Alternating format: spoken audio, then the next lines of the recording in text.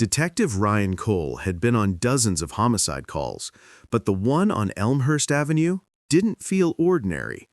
The apartment was spotless, too organized, like someone had cleaned up everything except the body.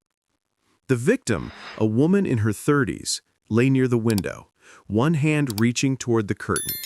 There were no signs of struggle, no fingerprints, no footprints, no blood trail. Everything was in place, every item lined up with careful precision. His partner, Detective Leena Hart, stood in the kitchen. "You ever seen anything like this? Even the knives are color-sorted." Ryan looked around. "Not like this. Whoever did it wanted us to notice the order." The forensics team worked quietly behind them, photographing every angle. When one of the techs moved the curtain, Ryan glanced out the window. Directly across the narrow street stood another apartment, identical in layout and structure. He froze. Leena noticed. "What?" He pointed. "Look, across the street. The same floor plan, same window position, even the same curtain." She took out her binoculars. Her expression changed. "Ryan, look at the desk by the window." He looked through. A desk sat in the same place as theirs, with the same open notebook and pen beside it. Even the lamp glowed with the same warm light. The difference was subtle, but impossible to ignore. The desk across the street faced our direction. "Could be a reflection," she said quietly. Ryan looked down at the street. The angle didn't allow it. No reflection. Someone arranged that room to match ours exactly. The forensics tech approached. "Detectives, there's a fresh coffee cup on the table, still warm. Whoever was here left just before we arrived." Ryan looked back toward the window. The light across the street went out. He turned to Leena. "Get the address for that building. We're checking it next." The building across the street was an older complex, half its windows sealed with paint. Most of the tenants were gone, according to the superintendent, a tired man with a thick set of keys. "You said apartment 3B?" he asked. "That one's been empty for months." Detective Ryan Cole glanced at his partner. "We'd like to see it." The superintendent hesitated. "It's not safe. Ceiling leaks, no power." Leena showed her badge. "We'll take care of that." The stairwell smelled of damp concrete. Their footsteps echoed softly as they climbed to the third floor. The door to 3B looked ordinary, a dull brown with an old number plate. Ryan tried the handle. It was unlocked. Inside, the air was stale and still. Dust drifted through the beam of his flashlight. Then he stopped moving. It was the same apartment. The same furniture, the same desk near the window, even the same color of curtains and chipped lamp on the table. Leena walked ahead slowly. This is impossible. The other crime scene was staged, but this... Ryan crouched near the desk. A notebook lay open, just like the one in the first apartment. He picked it up. The pages were empty, except for the last one. On it, written neatly in pencil, were 4 words. "You're standing in reverse." He read it twice before showing it to Leena. She frowned. "What does that mean?" Ryan looked out the window toward the first apartment, the one where the body had been found. From this side, he could see everything clearly. The forensic team was still inside. Then something caught his eye. A figure stood by the window, wearing his jacket, facing this direction. He leaned closer. The movement was identical. Every tilt of the head, every shift of the hand. "Leena," he said slowly, "come look at this." She stepped beside him and froze. That's you." Before he could respond, the lights in both apartments flickered. Across the street, his reflection, or whatever it was, lifted a phone to his ear. Ryan's phone rang at the same time. He answered. Silence for 3 seconds. Then his own voice said quietly, "Stop looking across." Detective Ryan Cole lowered his phone slowly, staring at the screen as the call disconnected. His number flashed on the caller ID, as if he'd just called himself. Leena Hart took a cautious step back. "Someone's spoofing your line. It's gotta be a trick." He shook his head. "It came through the department's secure network. No outside number." The superintendent called from the hallway. "Everything all right in there?" Ryan slipped the phone into his pocket. "We're fine. Stay outside." They began searching the rest of the unit. Each room matched the other apartment in eerie detail, down to the smallest items: a cracked cup in the kitchen sink, a faint mark on the wall shaped like a handprint, even the same family photo on the shelf, only this time the faces were blurred. Leena opened a drawer in the bedside table. Inside was an ID badge, his. "Ryan, you'd better see this." He took the badge, identical to the one clipped to his jacket.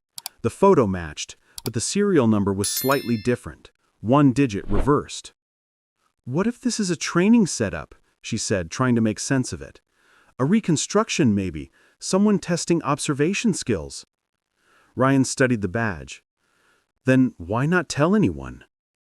The air inside the apartment felt heavier now, stale and close. A ceiling vent rattled faintly. He aimed his flashlight upward. There was a camera lens hidden behind the grate, small but active, a blinking red light buried in the dust. "Leena," he said quietly, "we're being watched." She moved toward the door. "Let's get the tech unit to pull this feed." Before she reached the hallway, the lights cut out completely. Darkness pressed around them. Ryan's phone screen glowed. A new message appeared.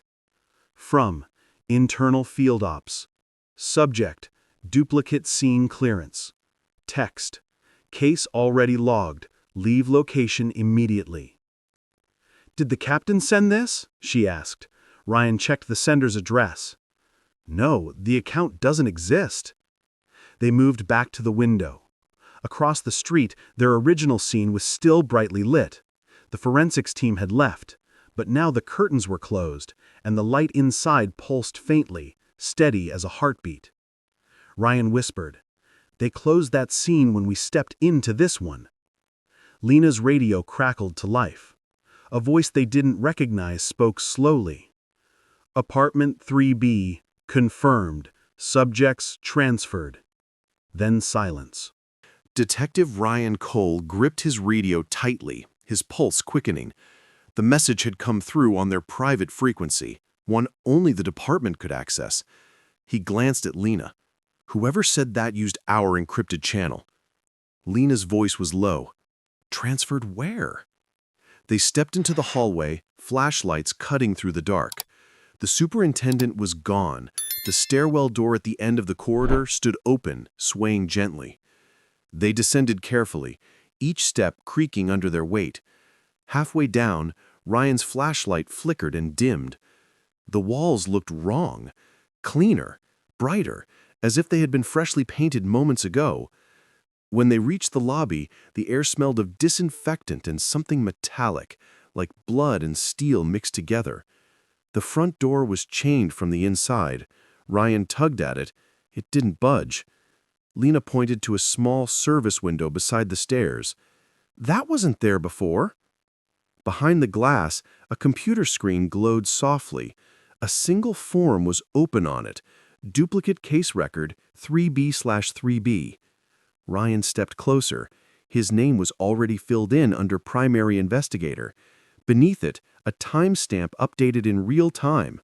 Then, beside Leena's name, new text appeared. Status: transferred. She whispered, "Ryan, it's writing on its own." He stared at the screen as new fields appeared. Scene A, completed. Scene B, in progress.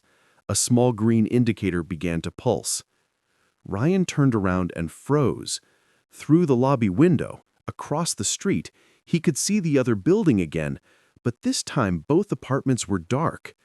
The reflection on the glass showed only one faint light behind him, coming from the screen. He stepped closer to the computer.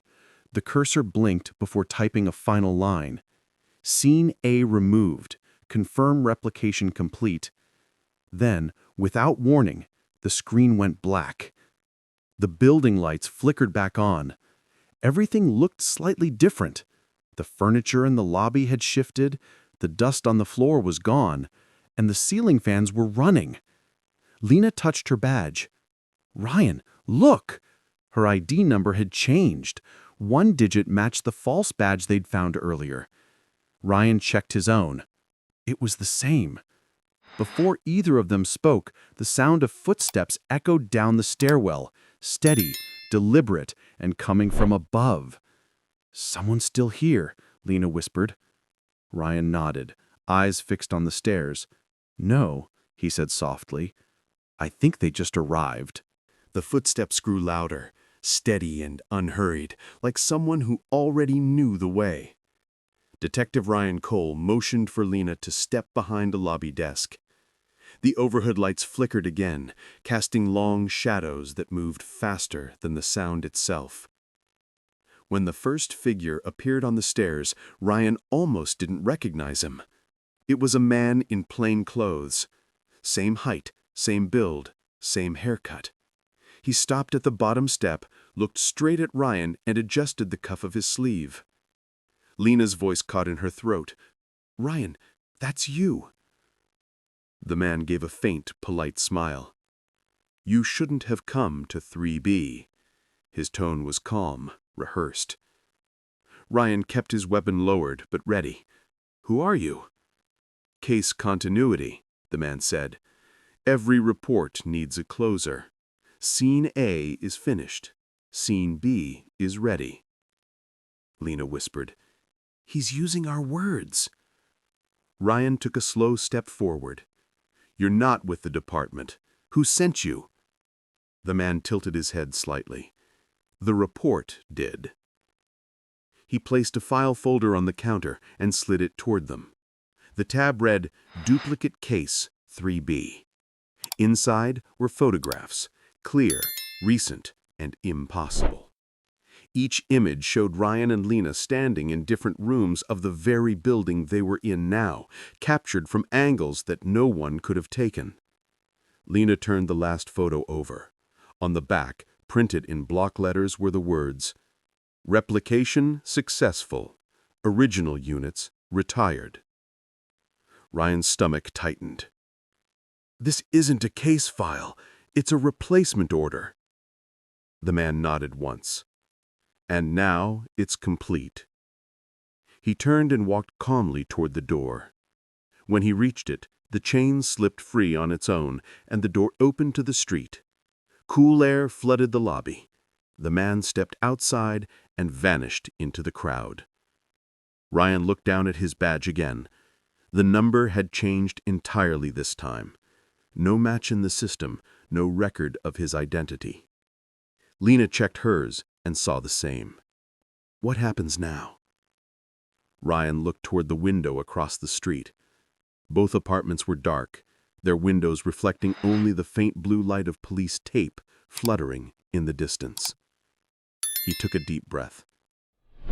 "Now," he said quietly, "we write the report."